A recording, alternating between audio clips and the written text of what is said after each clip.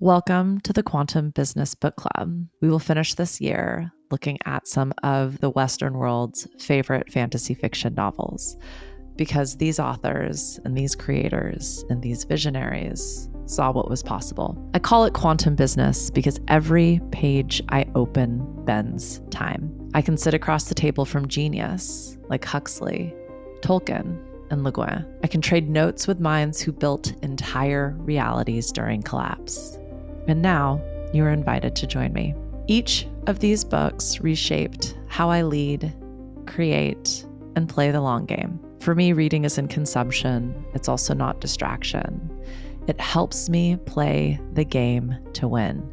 In fact, these books allow me to be the game designer. So this season is our Fantasy and Magic series, The Myth Makers of Revolution. Every time the world industrializes, someone rediscovers magic. I'm Nicole VZ, and this is your field manual for founders and CEOs, creative visionaries, artists, leaders, and those of you willing to build something amidst the destruction. This is the next age of business in the wreckage of the last. Each week, we will pull a thread from writers who faced war, tyranny, and mechanization and turned them into myth. They built the map to hope. From Soviet satire to celestial wonder, we decode the leadership patterns that kept humanity awake inside the darkness. This isn't nostalgia. This is navigation. Welcome. In the intro, in one of the intros, I've explained how this particular series was inspired, but I don't think that's what made the final edit. And I'm going to take a few minutes to talk about why Fantasy Saves the World series. And that made me think of the baseball, not the World Series. You know what I'm talking about. I was binge reading Lord of the Rings to disassociate from reality for a minute. Thanks, Tolkien. And as I was rereading this, and let's say speed reading, I was just kind of jumping around to the fun bits, it occurred to me that this was a blueprint for how to overthrow fascist totalitarian regime using fear to rule. And I thought, this is wildly relevant for everything I need to know right now. I wonder when Tolkien wrote this. 1938 in Oxfordshire, England. So one of the world's great superpowers was being invaded and bombed. And I thought, also feels oddly relevant. I wonder how many other authors of fantasy novels wrote their version of hope into their fantastical fiction. And, I have a strong predilection for dystopian sci-fi, but I would qualify that as fantasy. And earlier this year, I had read this book. It was not written during World War II, like many of the others, but someone had said to me, the satire is also beyond ironic in terms of what is currently happening in our political, economic, and societal spheres. So it made the cut. I did some research. I wanted to find some books by authors that weren't just middle-aged white men. I did not succeed. This is going to be apparent in the books that have been chosen from my Western worldview purview, hence that disclaimer in the intro. But this one is from a different time and is a beautiful, beautiful rendition of how one can use another type of hope. And we'll get into all of that in this episode. But I thought it was worthwhile for you to understand why we went into the Quantum Business Book Club full force at the end of this year, something I've been talking about for 2 years. And then I just went ham and did an entire year's worth of episodes in the last remaining weeks of 2025. The reason I love reading is it doesn't matter what time you listen to these, they are relevant and they offer us the opportunity to time travel and to sit across the table from the authors who had their own purposes and drive for writing. But my intention is that we are each able to take something really inspiring and really hopeful for these dark and dystopian times. So anywho, Thank you for joining me. Let's get into it. It is uncanny to me how many parallels there are in this book with what is happening right now. So I shall begin. Thank you. Thanks for indulging me. You know, things are bad when the devil shows up and you start rooting for him. Not the horned cartoon Red Devil, not the devil that's made some South Park appearances this season. I mean, the version that walks into a corrupt system, smiles, and quietly starts pulling threads until the whole thing unravels. That is the energy of the Master and Margarita. Soviet Moscow, censorship, fear, and bureaucracy. A talking cat, a broken writer, a woman who chooses love over survival, and a devil who tells the truth more honestly than any human in the room.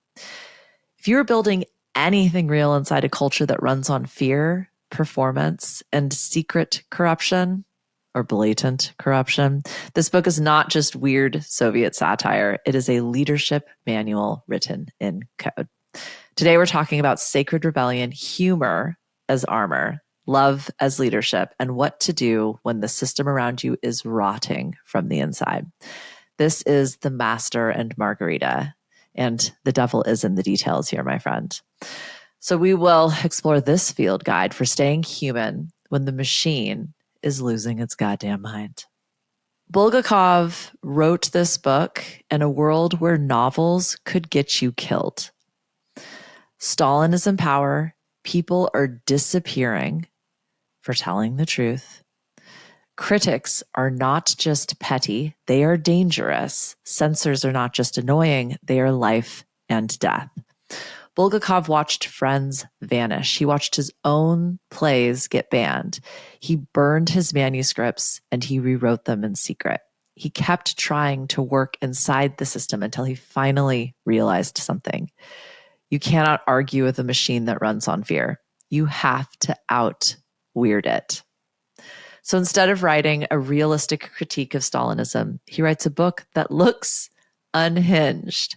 A devil in a hat, a giant cat with a gun, a witch flying naked over Moscow, a writer in a psychiatric clinic, a Roman governor haunted for 2,000 years by a single cowardly decision. It is a circus. It's a fever dream. And it is one of the clearest psychological maps of corruption and moral courage that I have ever read. So in this episode, we are going to use the Master and Margarita to do 4 things. Name the machine of corruption and fear and how it works on your nervous system and in your business. Decode the myth of defiance, magic, and devotion that Bulgakov smuggled past the censors. Extract the leadership code inside his characters, the courage triangle that shows up in all of us. And then turn it into 3 experiments you can actually run this week. So it stays in our pattern, but it is also a hot take. So firstly, let's talk about the map because this book is wild. And I think once we go through this storyline, you'll be able to draw out these core narratives while everything else becomes potential inspiration, right? So the Master and Margarita, as I would tell it, sitting across the table from you. The devil arrives in Moscow. He's a mysterious foreigner named Woland, and this is set in like 1930s Moscow. He is the devil, but not the religious stereotype. Think cosmic auditor. He brings a crew, a giant gun-toting, vodka-drinking black cat, a deadpan hitman, a witch, and an assistant who might be a vampire. Their presence scrambles the city. Corrupt officials are exposed, cowards are humiliated, greedy people get trapped inside their own greed. And the key point is this: the devil does not corrupt Moscow, he reveals Moscow. Somewhere else in the city is the Master. He's a writer who's poured his soul into a novel about Pontius Pilate. Pilate, never been clear on that pronunciation. So the Master is writing this novel, and it is about Pontius and the trial of Jesus. The system hates it, not because it's religious, but because it shows a powerful man wrestling with consciousness and guilt. Authoritarian systems cannot tolerate leaders with doubts. So if people see that power is conflicted, the whole spell breaks. The critics destroy this leader. The censors block this leader. And so he is forced to burn his manuscript and ends up in a psychiatric clinic. This is the visionary who gives up, the founder who burns out, the artist who lets the machine convince him that his work has no right to exist. Enter Margarita. She loves the master. She believes in his work when no one else does. She's the emotional engine of the book and the only true heroic character. She makes a deal with Woland, not for fame, not for power. She becomes a witch for one night, hosts an infernal ball full of history's worst people, and in exchange asks for one thing. Bring him back. Give me his life, his soul, his work. This is love as moral power, devotion as rebellion. So Pontius Pilate. Running alongside all of this is the master's burned manuscript, which the novel gives us in full. Pontius Pilate is exhausted, anxious, deeply compromised, and he condemns an innocent man. He then spends eternity haunted by his own cowardice. That storyline matters because it mirrors the modern one, what happens in a world where leaders consistently choose fear over truth. Pilate is the spine of the book's morality. So two redemptions happen after this like fever dream of a story, right? The Master and Margarita are reunited, not in some Hollywood triumph, but in peace. Their suffering ends, their love endures. Pilate is finally forgiven. He is released from his own internal punishment. Bulgakov is telling you he believes this. Even the worst cowardice can be healed when truth is finally faced. And Woland, he closes the show and leaves like a director walking off stage after forcing everyone to watch the real play underneath the performance. Okay, I know that's a crazy story, right? But we're going to work with it.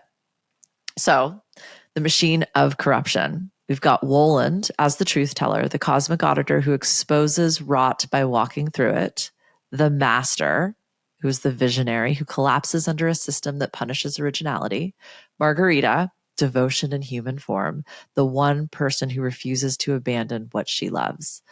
Pontius Pilate, the leader torn between consciousness and fear, his conscience and fear, and the embodiment, therefore, of moral injury. And then we have the bureaucrats who are kind of like the what do they call them? Non-viable NPCs are the bureaucrats. So the system, they're the machine. They are made human in this book, but they are cowardice with job titles. These aren't just characters. They are patterns. This is how people behave inside corrupt systems. So now that we've established the machine, in Stalinist Moscow, everyone is afraid. The neighbor who might report them, the critic who might destroy them, the official who might make them disappear. You don't have to break a law. You just need to attract attention. Fear is not personal. It is structural. It is systemic. It is how the system keeps itself running. And here is the uncomfortable truth. Fear makes people predictable. People who fear punishment self-censor. People who self-censor stop imagining. People who stop imagining are very easy to control. This is why Bulgakov writes a comedy. Humor scrambles fear. Laughter makes people unpredictable, and imagination breaks the algorithm. So that new form of hope, it's showing up as humor. Your life is probably not Stalinist Moscow, but you are living with upgraded versions of the same patterns. Fear of losing reach or audience, fear of algorithm changes, fear of being dogpiled or cancel cultured online, fear of getting fired, blacklisted, or quietly frozen out, fear of economic collapse, societal collapse, political collapse, fear of being misunderstood. Fear is still the quiet governor on behavior. So Bulgakov's Moscow is full of committees, forms, stamps, and signatures. Bureaucracy at its best, worst. No one knows what is real. They only know what is approved. That is one of corruption's favorite weapons, ambiguity. When rules are unclear, people overcorrect. They shrink, they comply, They betray their own instincts just to stay safe. Today, bureaucracy is not just in government buildings. It's in our platforms. It's in our corporate guidelines. It's in our HR handbooks. It's performative value statements, missions, purposes, visions. It's algorithmic filtering. What we're seeing is leaders who don't say anything meaningful, or teams and collectives that avoid risk because someone above them or even internally might disapprove. Creators editing themselves based on what they think the platform wants. Companies that act ethical on the surface but operate from fear internally. This is psychological bureaucracy, and it is just as corrosive as paper trails and stamps of approval. One of the bleakest, funniest scenes in the book is a group of officials trying to handle Woland with protocols. They treat the devil like an HR complaint, and he treats them like entertainment. Systems built on fear cannot handle truth. They glitch, they panic, they fall apart. So in this book, corruption is not shocking, it's normal. People join committees not to serve, but to gain protection. Writers craft for censors, not for readers, and everyone performs loyalty while quietly resenting the system. Modern language calls this moral injury, the inner damage that comes from acting against your own values. If you're listening to this, you know the feeling. Taking on work that drains you, tolerating leadership that does not deserve your trust, staying silent in rooms where truth would cost you, hiding your real vision because the market feels safer without it. Multiply that across an entire culture and you get what Bulgakov shows you, a society that is spiritually numb. The devil does not break Moscow, he only pokes it. The city breaks itself. We are watching the same thing in slow motion right now. Governments are wobbling, corporations are losing trust, media systems are collapsing under their own contradictions. And Bulgakov mapped this psychology long before we could even see it, let alone had language for it. So the villain that shows up in every single storyline isn't the devil, it's cowardice. Cowardice ruins Pilate. Cowardice destroys the master. Cowardice corrupts every official that Woland exposes. It's what drives those corrupt officials is cowardice, really. Woland isn't the bad guy. He's the stress test. He arrives and the system reveals what fear has already done to everyone inside it. Algorithms don't create cowardice. They just amplify it. Institutions don't create moral collapse. They accelerate it. Crises do not create weak leadership. They expose it. The machine runs on cowardice. And this is why Bulgakov wrote this book.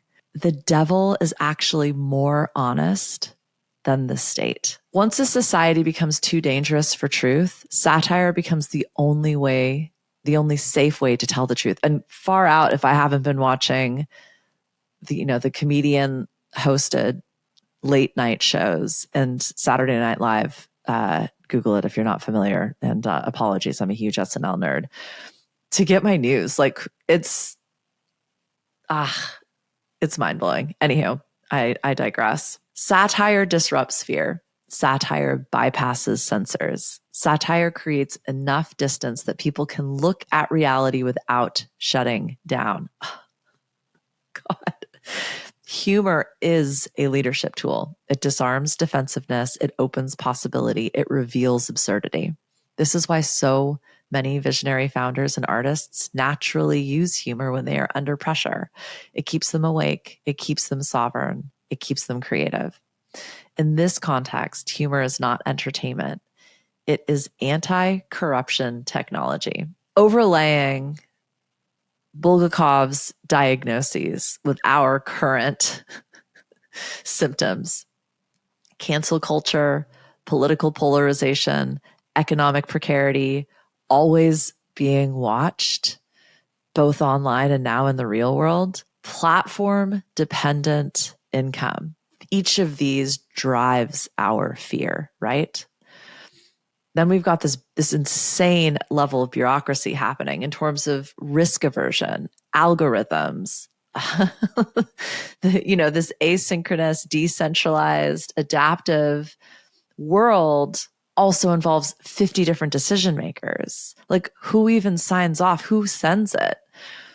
And now we have these workplaces, these collectives, these organizations that are obsessed with optics. Throw a little bit of corruption into the mix, where we are letting our values be overthrown by our metrics. Like, our purpose has been defined by our job title.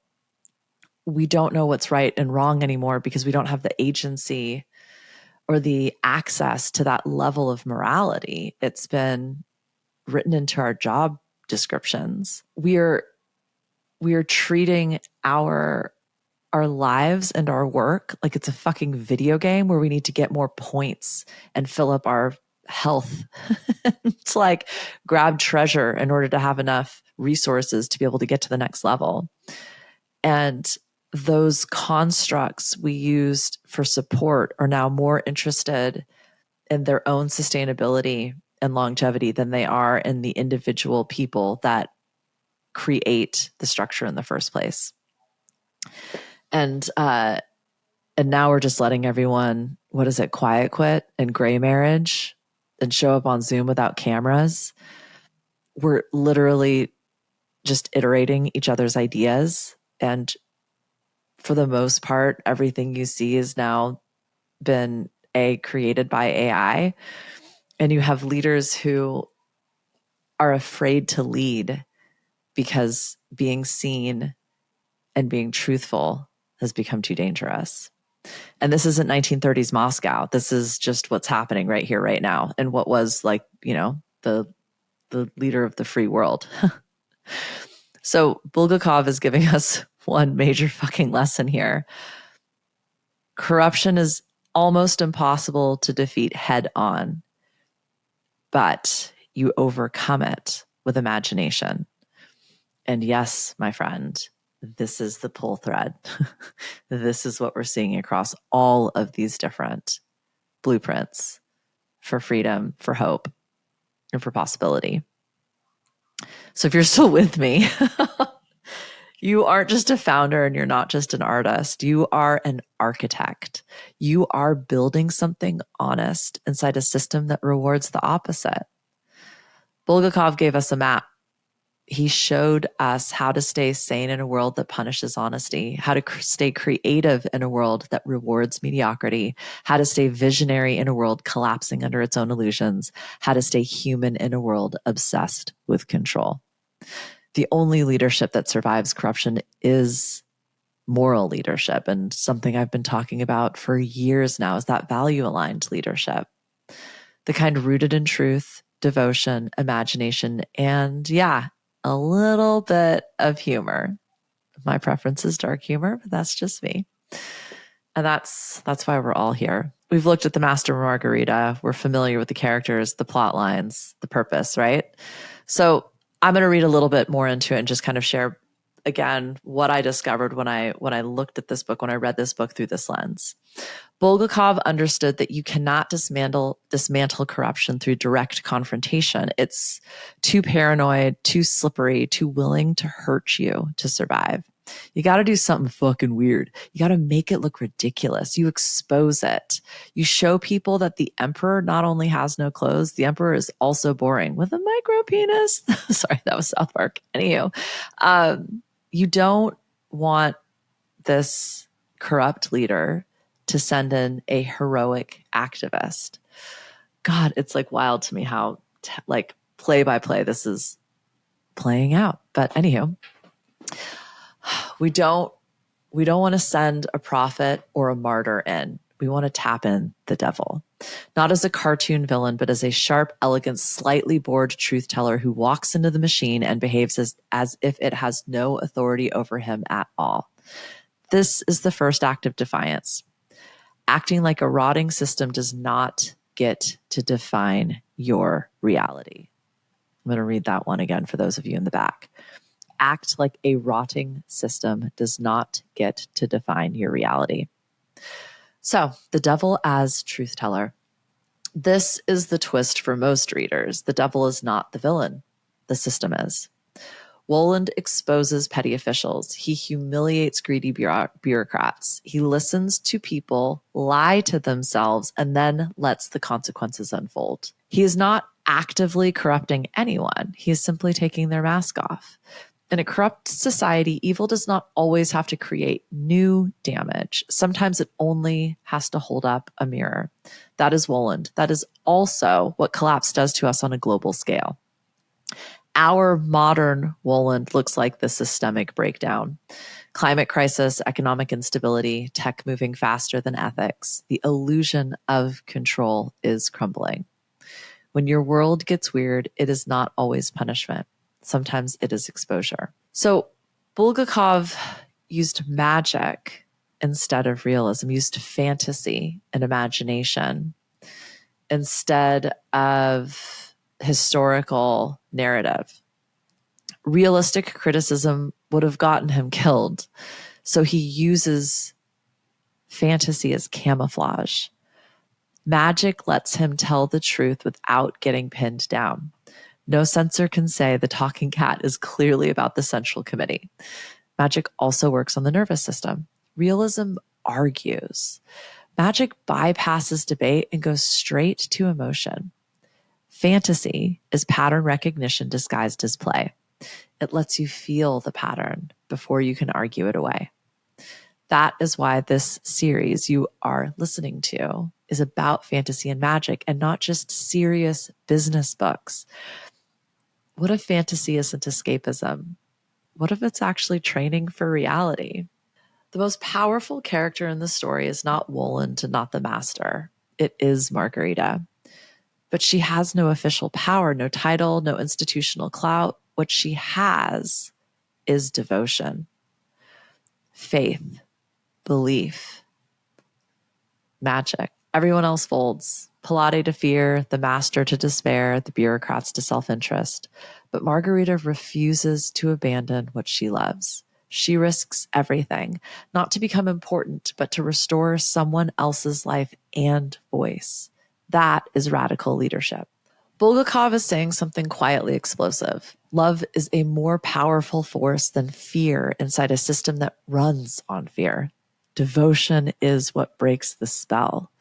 This is the same pattern you see in many other stories. Sam in Lord of the Rings, the Fox and the Little Prince, the small resistance cells in 1984. Systems built on fear collapse. Systems rooted in love endure. Not soft love, not toxic positivity, disciplined, focused devotion. That is what Margarita embodies. Pilate, weirdly, debatably, might be the most modern character in this book. He has power, but no courage. He knows the right thing, but chooses safety instead. And therefore, he cannot escape the consequences of his own mind. That is moral injury. You do not need anyone to punish you. Your conscience will do the job. Pilate is what happens when leaders treat integrity as optional. The master is what happens when visionaries internalize the system's rejection and turn it on themselves. Margarita is what happens when someone refuses to do either of those things. Those three form this triangle, and you can hold it up against your own life. When things get hard, are you moving towards fear, toward despair, or toward devotion? Magic in this book is not an escape hatch, and in my opinion, it's not an escape hatch in any context. It is medicine. Magic interrupts patterns. It breaks the trance. Corruption normalizes itself through repetition, but magic creates that pattern break. When a cat pulls out a gun in a meeting, your nervous system can't stay numb. When money rains from the ceiling and turns into useless scraps, you feel the absurdity of greed, not just the idea. Those obviously happened in Master and the Margarita. Modern neuroscience would call this pattern interruption. When the pattern breaks, the brain wakes up. It notices. It creates a choice where something new is actually possible. This is why your best business ideas arrive in dreams, showers, walks, and weird metaphors, not in a Zoom call. Magic isn't childish.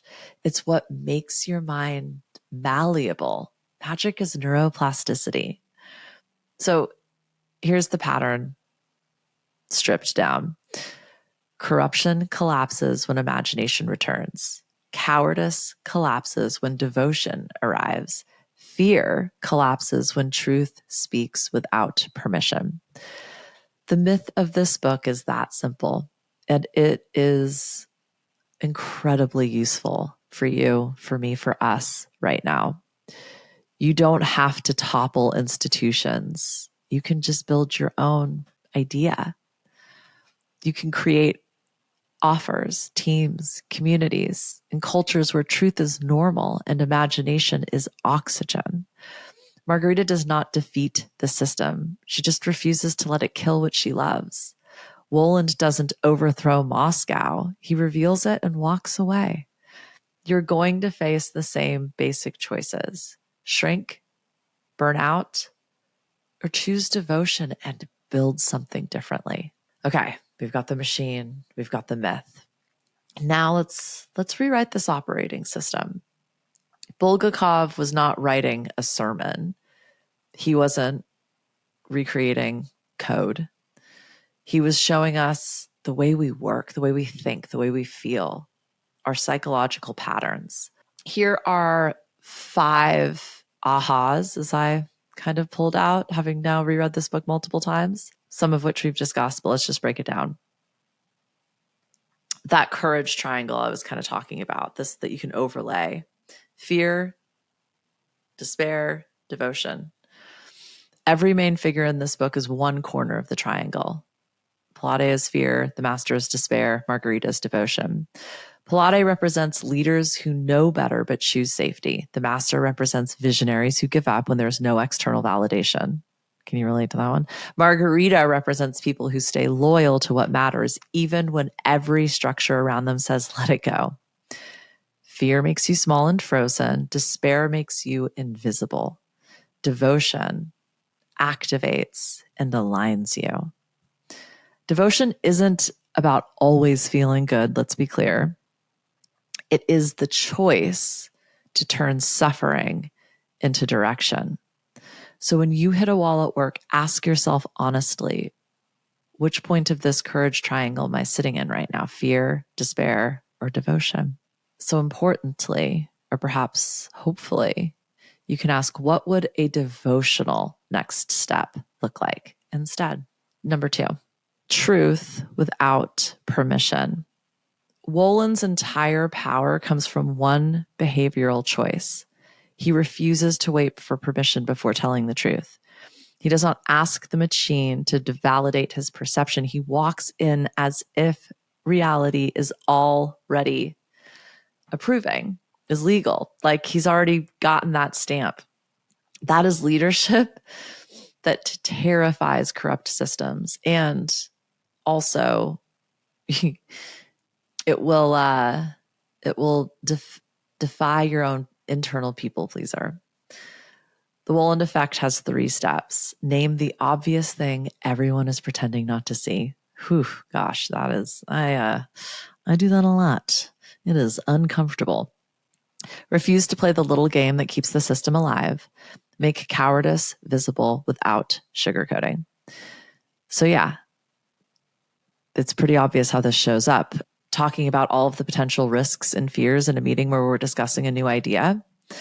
Telling your team, this feels malaligned with our real values, but it's just fear. Writing the sales page or the newsletter in your actual voice instead of your on-brand industry speak voice. Publishing the piece you think is safe instead of honestly connecting with your audience. Research on psychological safety out of Harvard shows that teams who normalize truth-telling perform better, move faster, and innovate more than teams that protect feelings and optics at all costs. I'm seeing a lot of that right now. Everyone's talking about it like it's nonviolent communication and, heart-centered leadership. And it's like, we can tell the truth and be real without losing our humanity.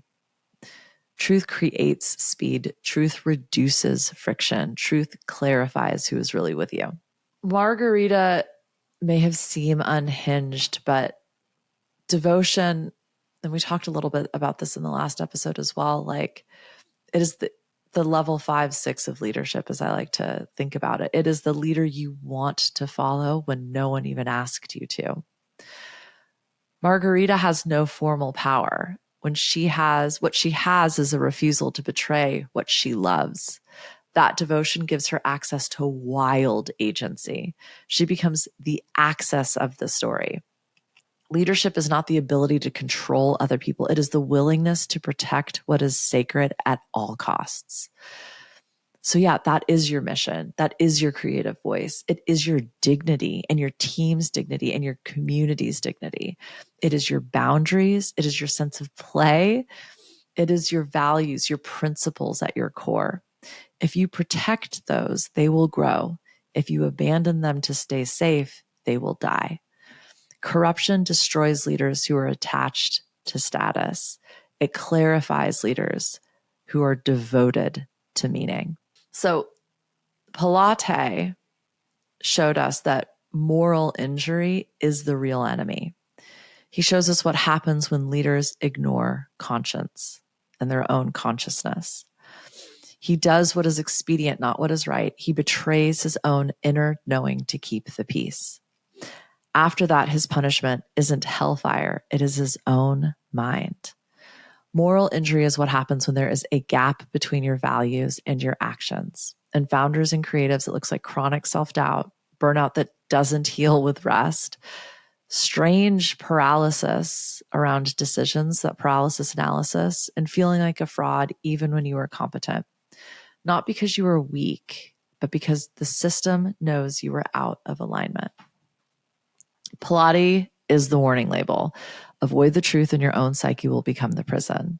Align with the truth and you will still have consequences, but you also get your soul back. So lastly, this creative resistance, this imagination, or this concept of imagination as a strategy. Bulgakov's genius is simple. He stopped trying to win inside the existing frame. Instead of writing safe, approved work, he wrote something that could not exist inside their categories. That is creative resistance. He used magic to talk about censorship, comedy to talk about fear, fantasy to talk about truth. Creative resistance isn't about being edgy. It is strategy for people who know the system is built to neutralize direct confrontation. Power can censor facts. It can harass critics. It can punish obvious dissent. It cannot fully predict the genuinely unexpected. And that's imagination. Imagination is your asymmetrical advantage. It is how tiny studios take down massive legacy brands. It is weird little newsletters that shift entire conversations. It is how you, sitting in your kitchen, can design something that changes a client's life in a way that no boardroom ever will. So if I had to reduce this entire code into one line, it's a long line, but it's one line. In corrupted systems, the leaders who win are the ones who stay devoted, tell the truth without waiting for permission, protect what they love, and keep creating beyond their fear. And that is what this book is asking of you. Okay, so now 3 experiments so you can take it out of the novel and put this into your calendar. These are rituals for creative resistance in a world that just really makes you ask what the fuck is going on right now. So the Margarita move. Devotion is strategy, not sentiment. Pick one thing in your work that is sacred and protect it with unapologetic devotion. 3 days, 7 days, a month, you choose. This isn't about obsession or perfection. It's just about devotion. Here's the difference. Obsession will burn you out. Perfection freezes you. But devotion, it's like natural. It's magnetic. It aligns you. So maybe it's writing. Maybe it's what you consider your art to be. Maybe it's that idea, that product, that service, that price point that feels like the real deal. Maybe it's a value, a boundary you will no longer compromise on. And it could just be a pattern or a habit or a creative practice that like keeps you sane. But approach it with that devotional energy. Self-determination theory shows that when people root their work in intrinsic values, they are more resilient, less burned out, and more creative than people chasing external approval or fear-based goals. So yeah, let your devotion make your decisions. Turn down or postpone anything that drags you away from that. Stop negotiating your purpose with people who clearly do not share it. Stop pretending you don't care as much as you do. This isn't romantic. It's structural. Devotion stabilizes you in chaos. It becomes a field, a compass, a fuel source. Corruption collapses fastest when even one person refuses to abandon meaning. So we've got our devotion sprint. Truth without permission. This is the Woland audit. Once a week, ask yourself these 3 questions. Where am I shrinking because I'm afraid of how it will look? Where am I editing myself to keep the peace? Fake peace, but peace nonetheless. What truth am I avoiding because if I admitted it, I'd have to do something about it? Then in one very specific situation, when I ask those questions, it probably popped up. Stop waiting for permission and move from the truth. Research on psychological safety tells us that performance goes up when people can speak honestly without fear of humiliation or punishment. So give yourself that. The Woland audit isn't about being dramatic. It's about reducing drag. Truth creates speed. It either clarifies the next step or it clarifies that someone should not be on this journey with you. Last little experiment to run. The master's return. Reclaim what you burned. The master's real failure was not writing the book that got him in trouble. His failure was burning the book. So your third experiment is to resurrect something you've abandoned. Pick one idea, one draft, one relationship, something that you quietly killed to keep the peace and bring it back into the light. Perhaps it was a dream you've given up on. Open it, read it, write it, do one concrete thing, an actual step to bring it closer to your reality. Sketch a prototype, write a paragraph, send it. Tell one trusted person, I'm going to give this another go.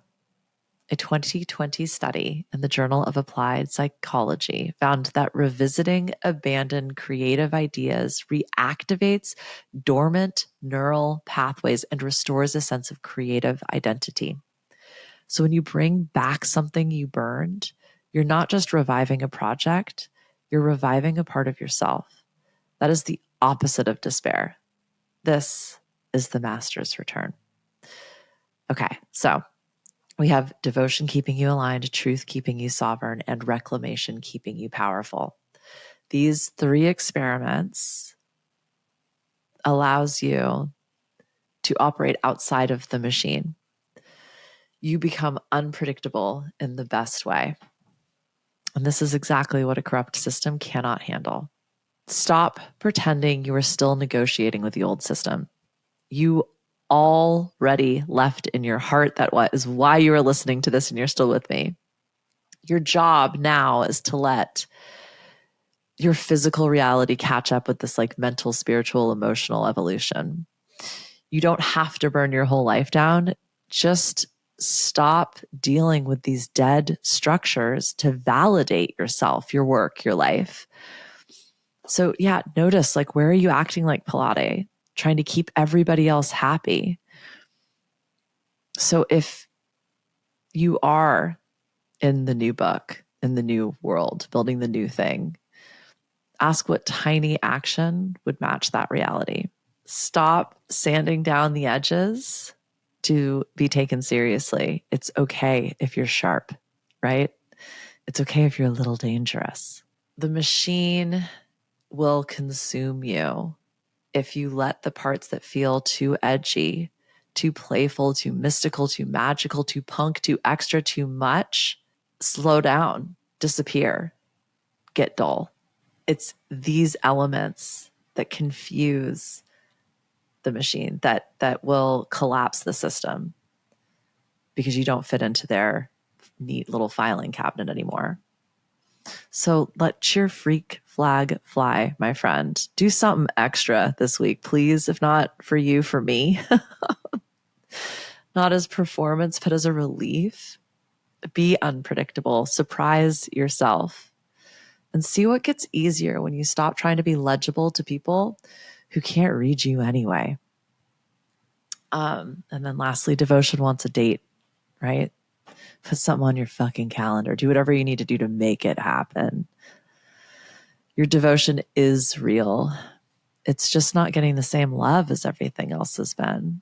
As long as the thing you love lives in a category of someday, or when I have space, or tomorrow, the machine will win by default. Devotion that is not scheduled is just an idea. So put one block on your calendar, ideally weekly. Label it with that thing you're devoted to. Writing, building, playing, being, breathing. Then protect it the way Margarita would protect the master. And if that isn't apparent to you, ask, what am I not seeing clearly yet? And how can I surprise myself into that clarity? So where do we land? A Soviet writer writes a ridiculous book so he can tell the truth. A devil walks into a corrupt city and acts like the system has no authority. A leader condemns an innocent man and never escapes his own guilt. A writer burns his life's work. A woman says absolutely not and walks into hell to bring him back. The Master and Margarita is not just about Stalinism or totalitarianism or fascism or any of those isms. It is about every moment when fear tries to tell you who you are and what you're allowed to be. We are living in one of those moments. The invitation from this book is simple, but it's not easy. Refuse to abandon what you love. Tell the truth without waiting for permission.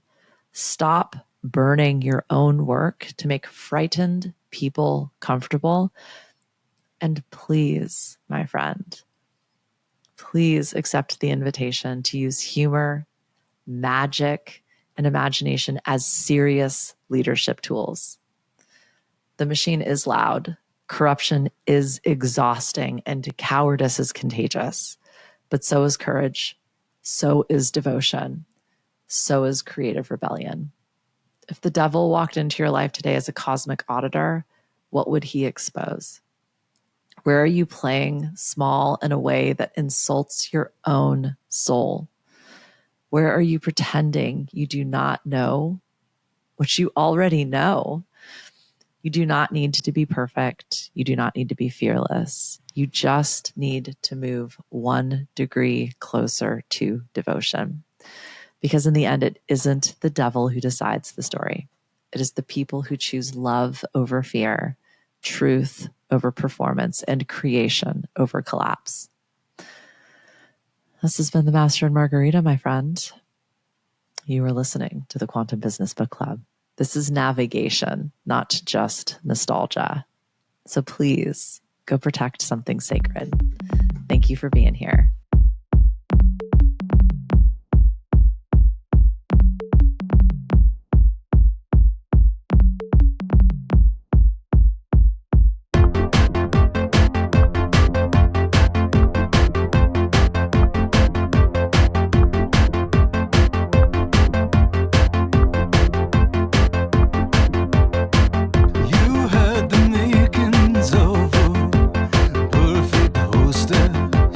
In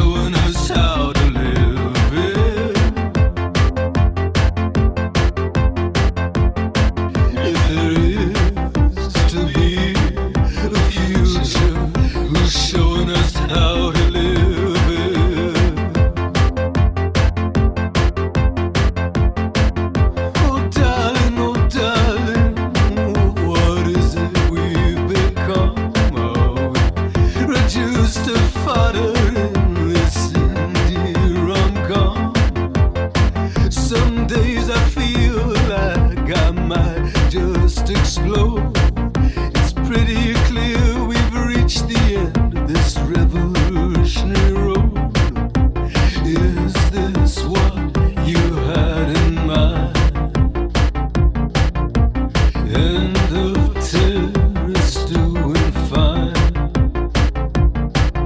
In the faded light of the boondocks, you won't find it.